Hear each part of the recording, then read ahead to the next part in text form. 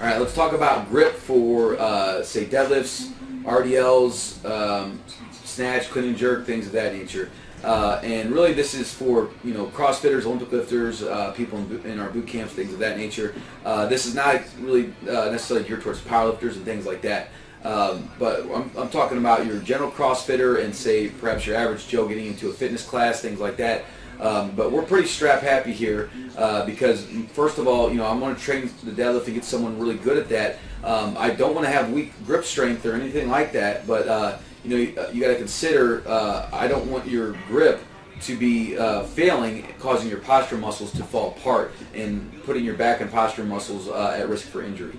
So eventually, and that's my first point on this, but as you advance and you do more and more heavy pulls and you might start doing Olympic lifts several days of the week and you're doing all this pull work, at some point your hands are going to break, and there's nothing worse than blowing a callus and affecting your training because you want to be a hard-headed meathead and man up and not ever use straps. That's old school bullshit, and it's really more of a powerlifting concept than anything. And yes, you need a proper grip strength and you need to build that, but there's other ways to do it. You got to be smart and preserve your hands too at the same time, and that's a smart lifter who knows how to get through their training. My hands used to get so beat up, I duct taped them to keep them from bleeding. I used to beat them to death so bad. But then I learned how to strap correctly and how to work that around competition so my grip wasn't weak for the competition.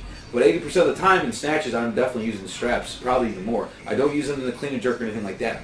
There's a lot of resistance, though, however, to using straps. And the biggest thing is people are resistant to ever using them, but when they finally realize they may need to use them, they do it on their heaviest sets. And so yes, it's going to feel awkward and weird because all of a sudden you're changing something up radically neurologically with that grip. But then let's say you try to go to a double overhand grip versus the over-under on your deadlift, which I do recommend a lot for most people.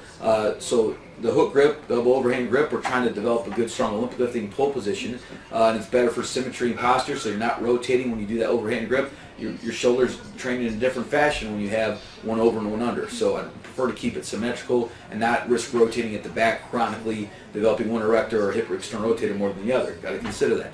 So I err on the double overhand grip, hook grip, and eventually when that breaks, we go to straps and chalk and things like that.